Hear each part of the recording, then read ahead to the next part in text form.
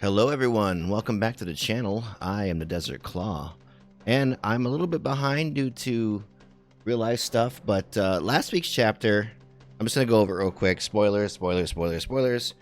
Last week's chapter was the start of the Dragon versus Arthur battle, and honestly, it was neat, but it was like if you're a DBZ fan, it's like when Goku reappears and he fights in his normal form, and everybody knows he's super strong, but he's pulling his punches back, and nothing's really happening, and you know he's just gonna reveal his new form. That's kind of what last chapter was. So it's just like a blip, and I think everybody expected this week's chapter to be more of the continuation of the dragon fight, but it's not. So I'm gonna get into that.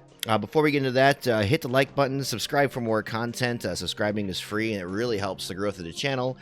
And with that, anime-only viewers, I've already spoiled you, but if you're still here, more spoilers to come. Okay, here we go. So, we have now switched point of views to Vulcan and his team, and who are in Amaterasu right now. And the beginning kind of has Vulcan exploring the outer edges of Amaterasu and the engineering, and because his family helped build it, and he's like, but at a glance, it doesn't look like it's much more than support mechanics for power generation. So to me, he's basically saying this is nothing too fancy. But since they have the outline of the other unit that was in the Chinese peninsula, they have a general idea where the keyhole they are looking for was. And so they start to make their way to it, and they get to this big door. And this, I can't help but this big door reminds me Full Metal Alchemist Brotherhood. I believe when they first discover the laboratory underneath that one office, I have to rewatch. It's been a grip, but it looks like that door, at least in stylistic. It's not a one-for-one recreation. It just reminds me of that. It's just how large it is. And so they get to there, and they put some kind of device on there, and they are able to open a door. And Giovani just appears out of nowhere, and he's in his new, I'm guessing his final form. So here's the interesting part. Giovani, if I remember correctly, you guys correct me if I'm wrong, he already had the key. We know he went and he got the, looked like a USB drive way back when we first got introduced to Vulcan. And so he should have already been able to open a door. But some things that are in this chapter that are revealed point to that USB drive being more of a formula, which I'll get to later. I don't know if this is true. It could just be like the USB. The key could be, it could be a if you are in the computer world at all, it could be an SSH type key, where you have to have the key, the passcode with an SSH key file, and to access the key. So that's what the USB key would be. But I'm getting ahead of myself, and I'm going on a tangent. It looks like they still needed Vulcan to open the door.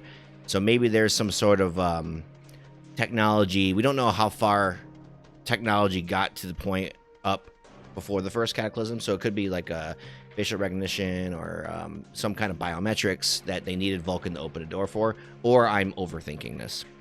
Anyway, so Lisa being the heavy hitter here, because you and Vulcan are normies. Like Vulcan's gonna have his gadget and stuff, but Lisa's gonna be the heavy hitter, and they start fighting, and they how did you get in there? Vulcan's like, how did you get in here, Giovani? We had the entrance like blocked, and he's like, I mean, he's a series of bugs, so he could his essence could be just in this colony of insects that he has, and he just reforms, so he could have just like crawled into the door.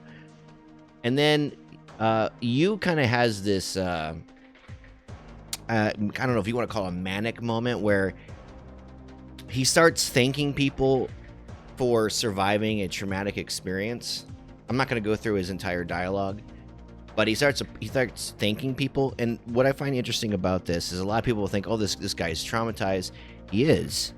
But instead of letting his trauma own him, he's grateful that he survived it, which is key to me, because this is the mentality that you need for the mass to switch Adola from death and despair to hope and life. And one of my theories is, and one of the things I feel like was pointed out in the story, is that if you go back to I think it's called the Tabernacle on the Chinese Peninsula, where the Lady in Black used it to restore life to the surrounding area, plant life, and then she even gave intelligence to some of the animals there. So my thing is Adola is a mechanism. So later on, before I get to that, before I start talking, Giovani reveals again that the current sun is the first Earth. I believe Haumea said this before too. So this is the second time, or who knows how long this has been going on, that they're going to turn Earth into a sun. And if you go into a lot of Fire Force is about belief. It's about changing the belief of the people.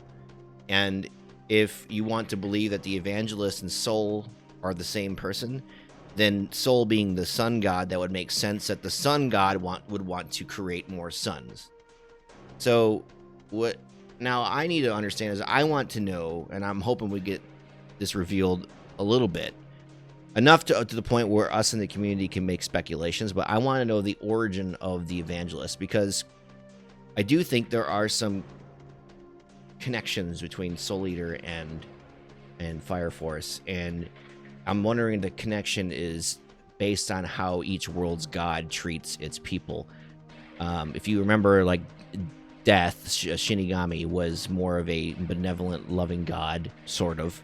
And then I believe his son, it's been a long time since I read the manga, his son, Kid, took over for him and continued that legacy.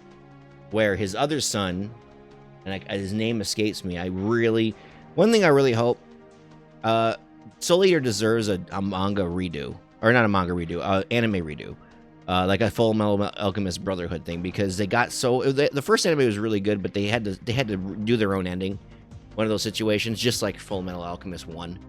It needs a redo. Just do the whole thing. If this is super popular, some other studio should pick up Soul Eater and do a full manga adaptation. But anyway, his other son was a more evil, or on the madness side of things, and Fire Force has played around, if you go look at covers and stuff like that, with this madness angle quite a bit. So in terms of origin, I could see those situations being connected on the god level. Maybe the Soul Eater world is a world that was able to be protected from malicious mad gods like the Evangelist, because they had a god to protect them, like the Shinigami. Don't know. Something to think about.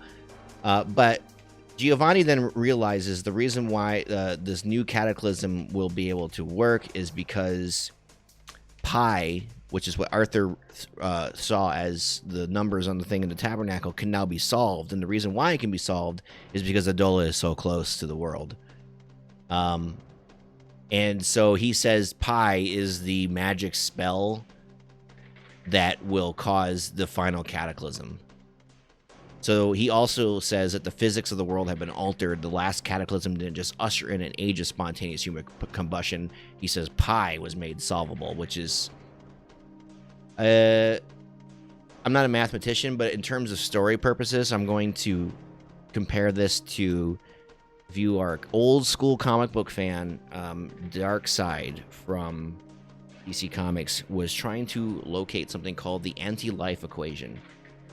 And I'm considering this story bit very close to what that was. The anti-life equation would just wipe out all life on the Earth.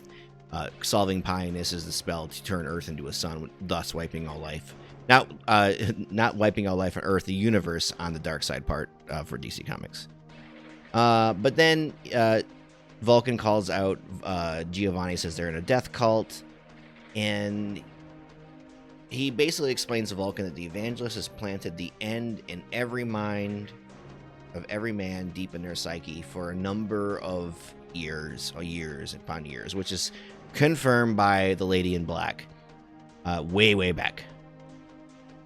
So the whole point is to return to the flame and return to the sun. And the whole reason why Sol became the dominant religion after the first cataclysm was screwed up is because they needed people worshiping the sun god.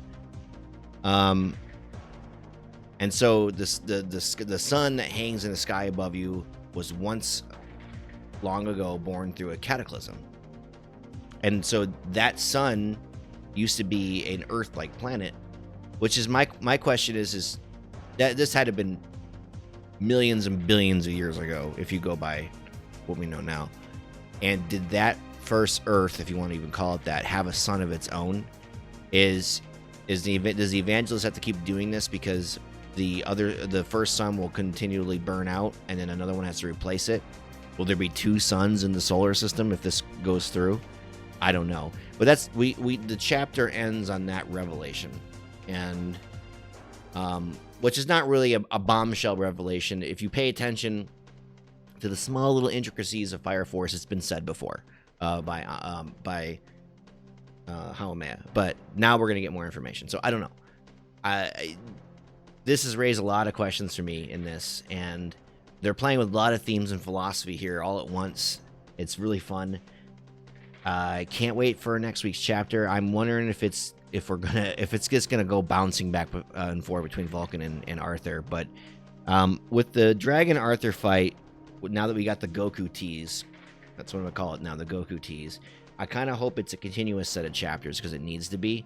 I would hate to have this awesome duel be completely interrupted back to, a more story focused Vulcan set, back to a dragon. I don't know. We'll see. I'm not the author. Okubu's the man. It's his thing. So we'll see how he does it. But yeah, what we're gonna do. But next video I have planned probably for this weekend is going to be my manga review schedule for 2021 and games I plan on streaming. I'll reveal those. Of course, Fire Force is my mainstay. It's my favorite manga at the moment, besides Berserk. But Berserk doesn't come out enough. So I'll give you a tease. I'll probably be adding reviews for World Trigger, Jujutsu Kaisen. I'll keep up with Black Clover once in a blue moon when there's something worth talking about. The thing about Black Clover, I love Black Clover, but sometimes there isn't enough for me to really make a commentary on the manga per chapter. Sometimes they're very short, so we'll see. But yeah, those are what I'm going to think about that. So I'll have a whole video on that and then what games I plan on streaming and playing throughout 2021. So this one's a little longer today because I kind of had to talk about 2 chapters, even though the last chapter to me was just, quick Goku battle. But yeah. Anyway, if you like that, hit the like button, subscribe for more content. I hope you all have a good new year. If you don't see me, oh, you will. It's the 9th. Never mind. We're not there yet. So anyway, I am the Desert Claw. Hope you all have a good one.